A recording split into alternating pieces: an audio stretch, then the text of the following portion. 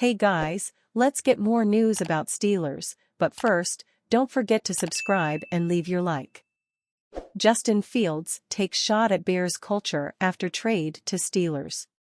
Justin Fields has said he has nothing but love for Chicago and the fans of the city's storied NFL franchise, but he clearly does not feel the same way about the culture the Bears had in place during parts of his 3-year tenure. Fields spoke with reporters following the Pittsburgh Steelers' second day of mandatory minicamp, answering questions about offensive coordinator Arthur Smith and how comfortable he feels in his offense after getting in on-field reps. One reporter brought up Russell Wilson's recent comments about how he feels revived in every way since coming to Pittsburgh and asked Fields if he feels the second stop in his NFL career has given him a similar sense of rejuvenation. Fields replied by taking a subtle shot at the Bears' culture. "I think so," Fields said on June 12. "Just being around a new team, an organization that's just with this culture. Me being in two different places now, I realize you don't get this culture everywhere. I think Chicago, they are kind of changing the narrative now, but I mean, this has just been the culture here for so many years to where you can see it. It's just the way that we attack each and every day." The Bears traded Fields to the Steelers for a conditional 6th-round pick on March 16, marking the end of their tumultuous 3-year journey with him as their quarterback. The move came as little surprise after the Bears finished with the number 1 overall pick in a strong quarterback class, thanks to their 2023 trade with the Carolina Panthers. The news didn't even surprise Fields. He said he could tell the writing was on the wall when he had his exit interview with the Bears brass following their season-ending loss to the Green Bay Packers in early January. Still, General Manager Ryan Poles aimed to do right by Fields while working the trade market and landed on a deal that sent him to his preferred destination, an endeavor that Fields appreciated. Shout out to Poles. "We communicated to him through my agent, and I told him where I wanted to be, and this was a place I wanted to be, so he honored that, and I appreciate him for that and am glad he was able to put me in a spot where I wanted to be at," Fields said on May 21.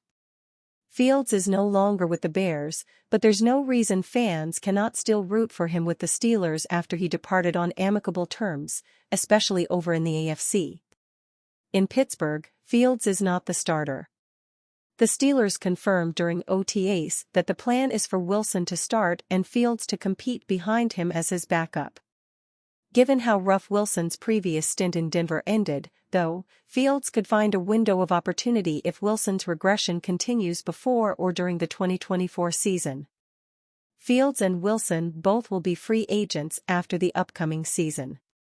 The Steelers did not pick up Fields' 5th-year option, but he is just 25 years old and, compared with the 35-year-old Wilson, could be viewed as the more appealing long-term option for them.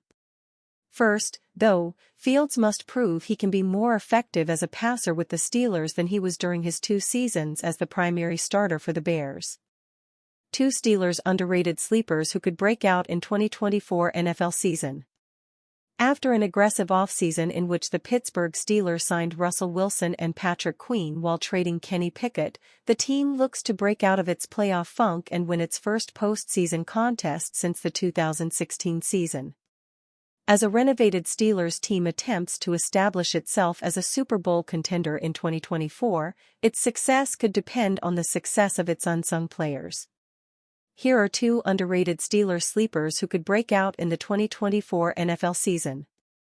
After missing the 2022 season with a foot injury, Calvin Austin III entered 2023 with excitement around him as the unknown factor in the Steelers' receiving core.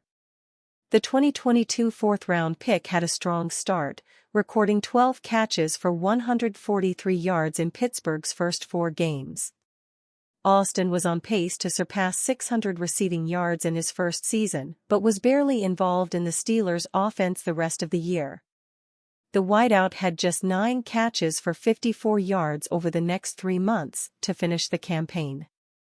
Even with the offseason trade of number 1 wide receiver Deontay Johnson, Austin still finds himself as WR4 on this Pittsburgh roster, behind free agent addition Van Jefferson and rookie 3rd-round pick Roman Wilson.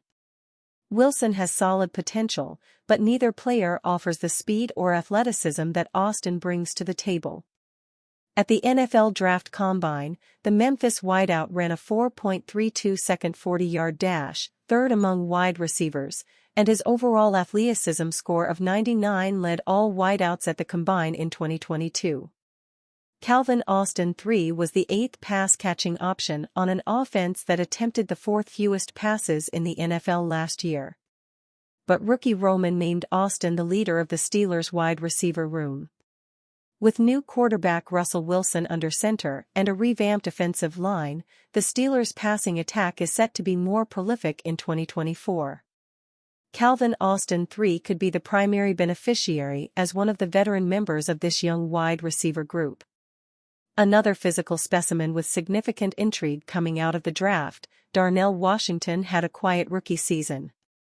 The Georgia tight end had just 7 catches for 61 yards and no touchdowns while playing 48% of offensive snaps for the Steelers.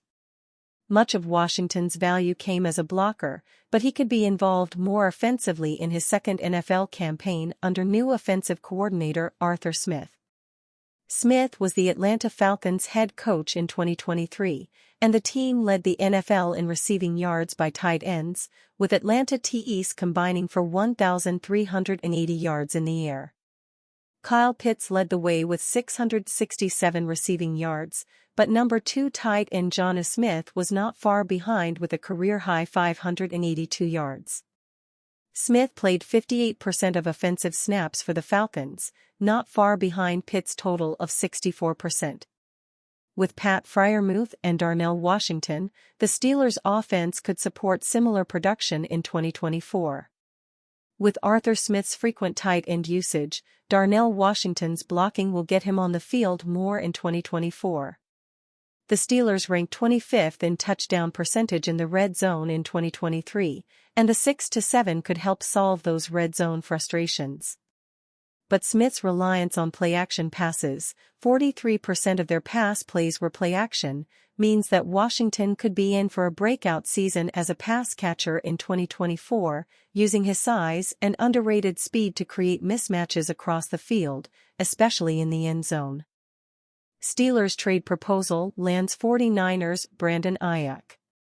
Ever since the end of Super Bowl 58, when the San Francisco 49ers lost 25-22 to the Kansas City Chiefs, there's been a cloud of uncertainty for wide receiver Brandon Aiyuk.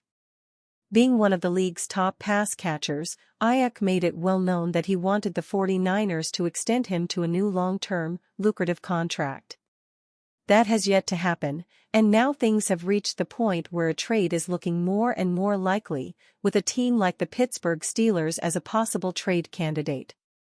Posted on his TikTok account recently, Aiyuk was speaking to Washington Commanders rookie quarterback Jayden Daniels and said, "They, 49ers, said they don't want me back."